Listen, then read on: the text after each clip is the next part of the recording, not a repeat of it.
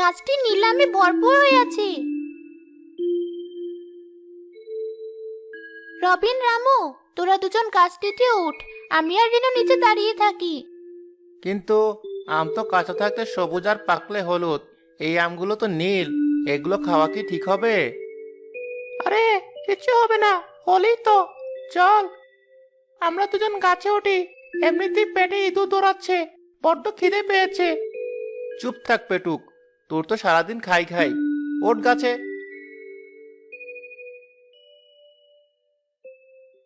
তোমরা আম খাবি?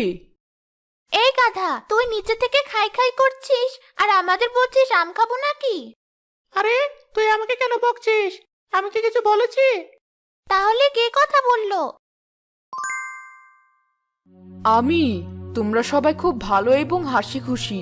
তোমাদের কথা শুনে আমি খুব খুশি হয়েছি। এবার বলো, তোমরা কি আম খেতে চাও?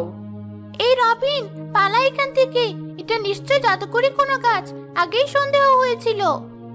তোমাদের পালাতে হবে না, আমাকে তোমাদের বন্ধু ভাবতে পারো। তোমাদের কষ্ট করে গাছে উঠতে হবে না, তোমরা বললে আমি নিজেই তোমাদের আম পেড়ে দিব। এই নীল গাছটা মনে হচ্ছে ভালো, আজ থেকে এই গাছটা আমাদের বন্ধু।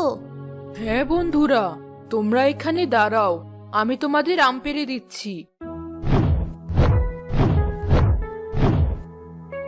এই নাও, তোমরা এবার তৃপ্তি নিয়ে আম খাও।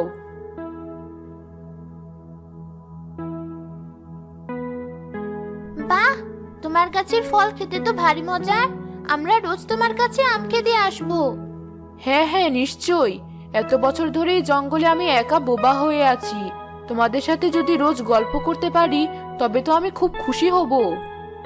হ্যাঁ বন্ধু, আমরা রোজ আসবো।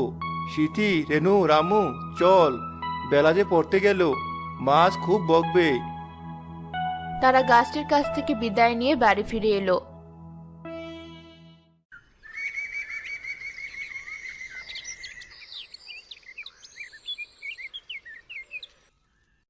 পরের দিন তারা আবার এক জায়গায় হলো। তোরা জানিস, কাল ওই নীলাম খাওয়ার পরে আমার হাতে যে ব্যথা ছিল সেটা আজ আর নেই।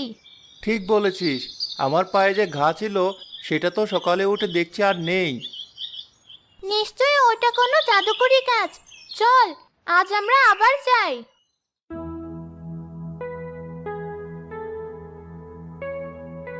কাজ বন্ধু, তোমাকে একটা কথা জিজ্ঞাসা করি। হ্যাঁ বন্ধুরা, নিশ্চয়ই। বলো তোমরা আমার কাছে কি শুনতে চাও, আমি তোমাদের সব বলবো।